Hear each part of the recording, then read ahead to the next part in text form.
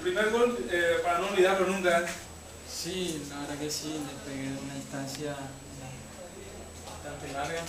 Por suerte fue al arco y contento por eso.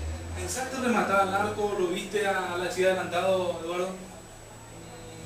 Cuando me tocó Chávez ya tenía pensado en pegarle. Por ahí no creo que Messi estaba adelantado, creo que dio un efecto ahí justito cuando iba al arco, dio un efecto creo que y no llegó a alcanzar y por suerte fue por... El segundo gol en un momento oportuno, justo se quedó solo con 10 hombres y llegó el segundo gol de Guaraní. Sí, la verdad que sí, tratamos por todos los lados, por ahí el primer tiempo no se pudo dar, creo que en el segundo tiempo controlamos mejor la pelota, por suerte vino ese segundo gol para calmar un poquito. ¿Qué rescatás de esta victoria?